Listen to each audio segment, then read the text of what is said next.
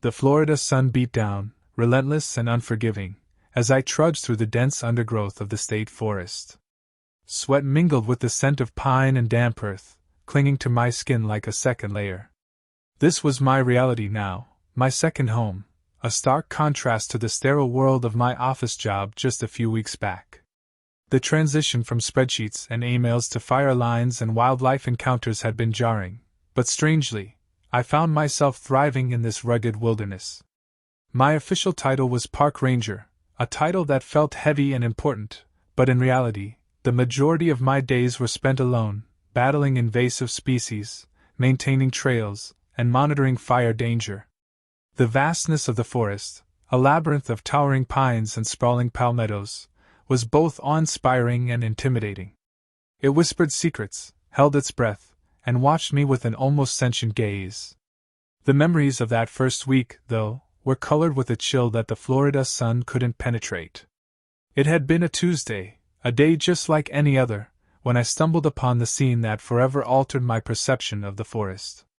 I'd been patrolling the southern boundary, checking for signs of illegal logging activity, when I saw it, a piece of bright blue fabric hanging from a low-hanging limb. My heart lurched in my chest, dread squeezing the air from my lungs. As I approached, my feet moved with leaden steps, a silent prayer escaping my lips. It was a young man, no older than 20, his face pale and lifeless, a single tear tracing a path down his cheek. The sight was devastating, a raw and tragic reminder of the fragile nature of human life. The police arrived, their faces grim as they investigated the scene, their questions a constant reminder of the darkness that lurked within the seemingly tranquil forest. The suicide was a shock, a stark reminder of the hidden struggles that lay beneath the surface of our seemingly idyllic community. But the real creepiness, the bone-chilling unease, started after that. It began with a pair of tiny pink shoes, perfectly placed in the middle of a newly burned patch of land. The fire, meant to clear undergrowth and control the spread of invasive species, had left the area stark and barren, yet these miniature shoes stood defiant, a disturbing reminder of an unseen presence. Then came the clothes, neatly folded sets of children's clothing, left at various locations along the trails: dresses, shirts, pants, even a tiny pair of overalls, all laid out with an unsettling sense of order. It felt like a macabre game, a cruel mockery of a child's innocence. There was a pervasive sense of being watched, a feeling that someone or something was observing me, their gaze unwavering. I'd catch glimpses of shadows shifting in the periphery, hear whispers rustling through the leaves, a dissonant symphony that played only for me. Some of my colleagues, seasoned veterans of the forest, dismissed my concerns as overactive imagination. "It's just a forest, kid," one old-timer told me, his eyes twinkling with a mixture of amusement and understanding. "It likes to play tricks on you. It's lonely out here, you know. It craves company." But I knew better. The forest wasn't just playing tricks. Something else was at work here, something dark and unyielding. Every encounter, every unexplained occurrence, added to the growing sense of unease. One afternoon, after a long day of clearing trails, I found myself in the heart of the forest, a secluded clearing bathed in the fading light of the setting sun. I was unpacking my gear, preparing to head back to the ranger station, when I saw it. A single, perfectly formed human footprint, etched into the soft earth. It was a child's footprint, small and delicate, its outline clear and distinct. A cold shiver ran down my spine. I hadn't seen anyone on these trails all day. And the footprint wasn't just there.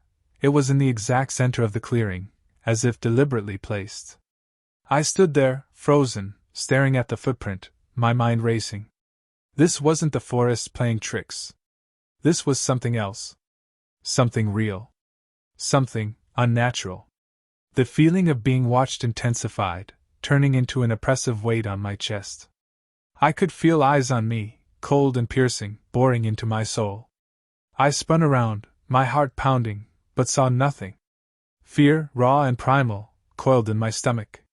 The forest, once a source of solace and wonder, had become a place of dread. I decided then and there that I couldn't stay.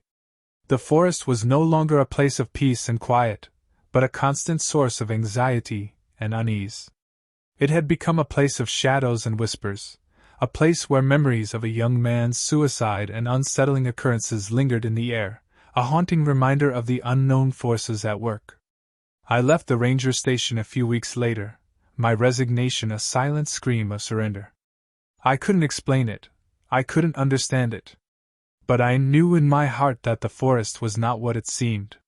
It was a place of secrets, a place where the line between reality and the supernatural blurred and disappeared.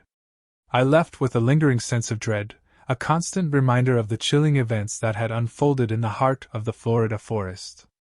The memory of the young man's suicide, the inexplicable occurrences, the feeling of being watched, they all remained with me, a dark echo in the silence of my thoughts. The forest, I knew, held its secrets close, shrouding them in the thick blanket of silence that blanketed its depths. And I, a mere visitor to its unyielding domain, would forever bear the burden of its unsettling truth.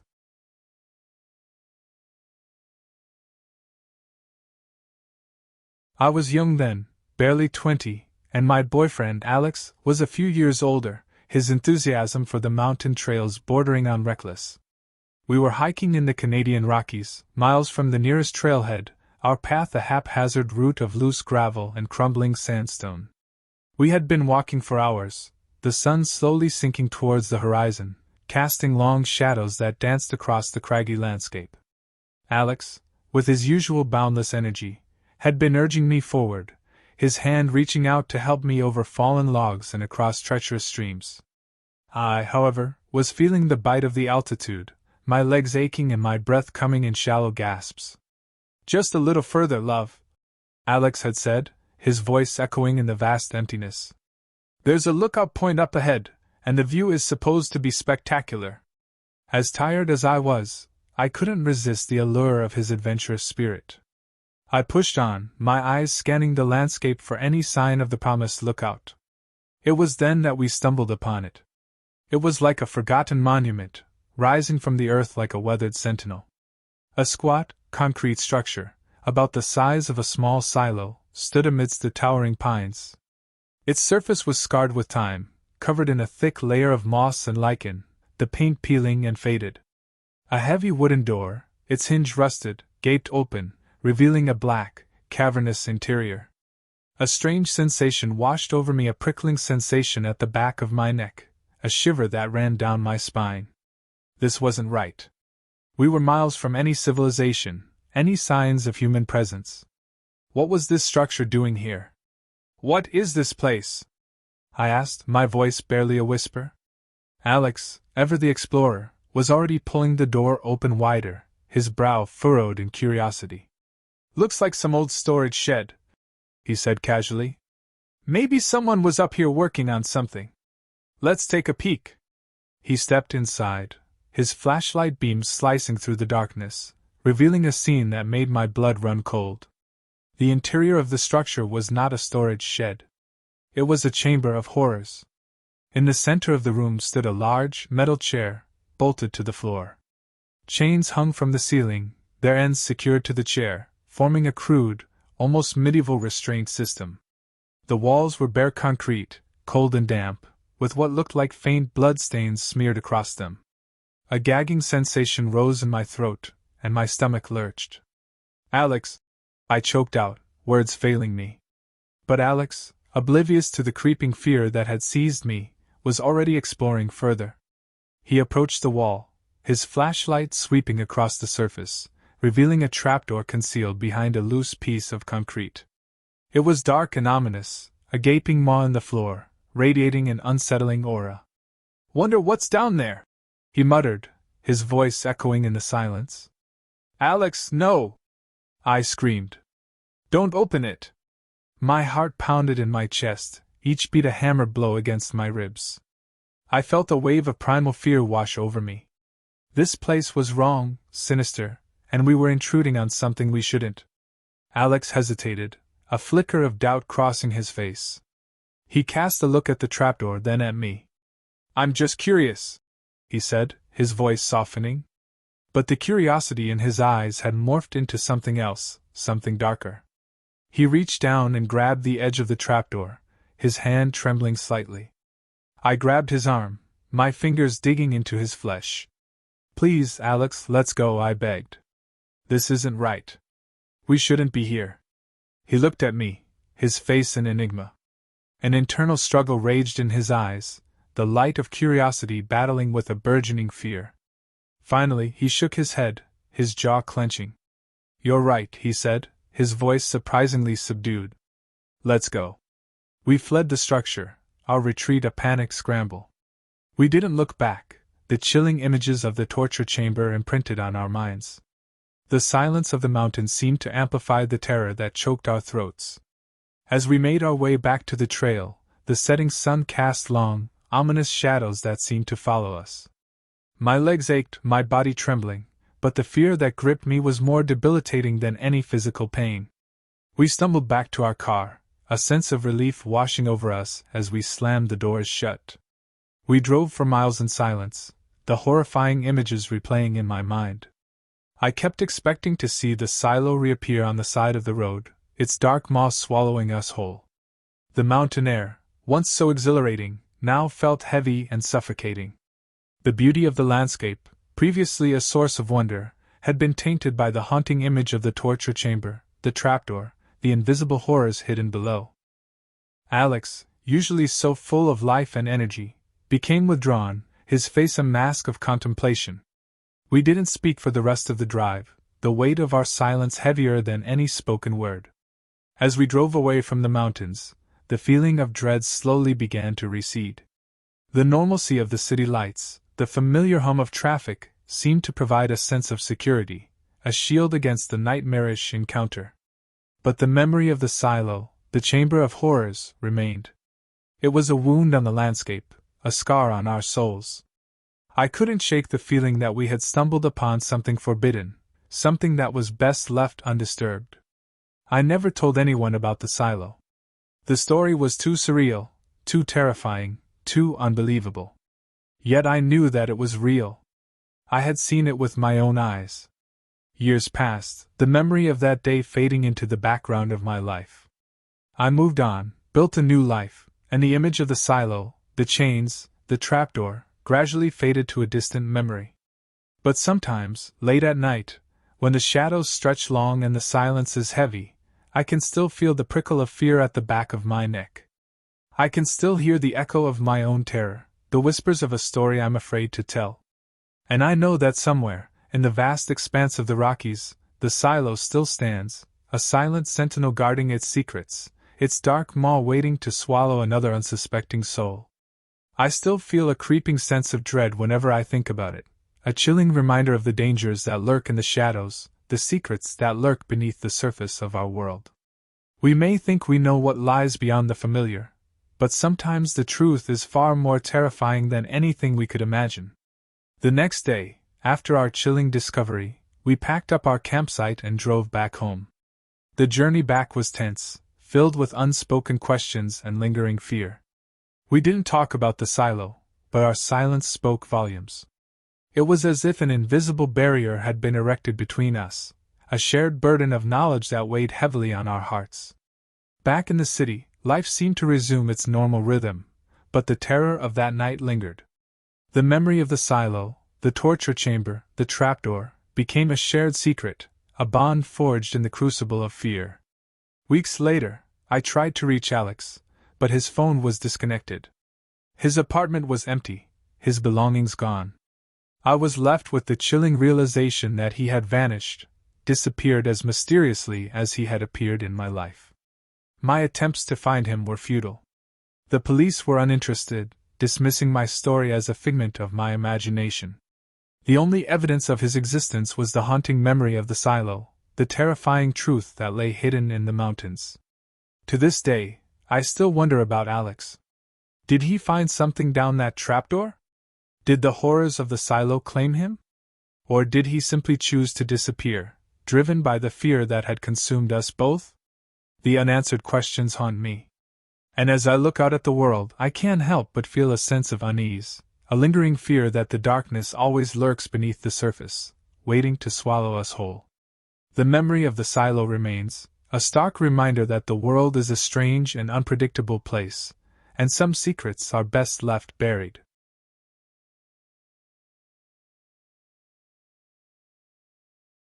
I was a young summer camp counselor, had just finished setting up camp for our group of eager young adventurers. As darkness enveloped the campsite, I extinguished the last flickering embers of our campfire and embarked on a final sweep of the area to ensure all was well. Strolling along the shoreline, my gaze fell upon the tranquil surface of the lake. Suddenly, a solitary canoe appeared, gliding silently through the water.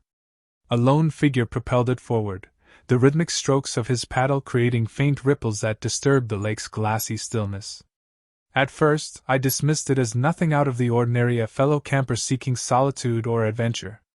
However, a nagging sense of unease crept into my mind. It was unusual to encounter a lone paddler so late in the evening, and his solitary presence seemed somehow amiss. As the canoe drew closer, I noticed that the solitary figure was a tall, slender man.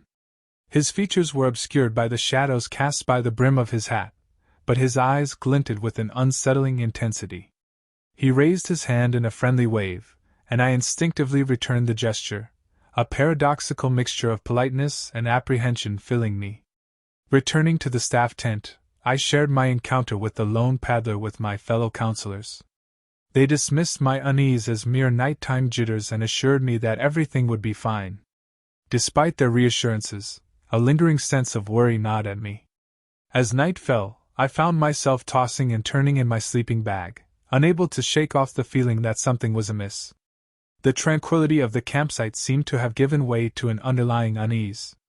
Unable to resist the urge to quiet my racing thoughts, I slipped out of the tent and stepped into the cool night air. As I gazed up at the starlit sky, a soft rustling sound from behind me caught my attention. Instinctively, I turned and froze in horror. The lone paddler from the lake stood mere feet away, his eyes fixed intently upon me. In that moment, the stranger's tall, lanky frame seemed to fill the entire campsite, casting an oppressive presence over me.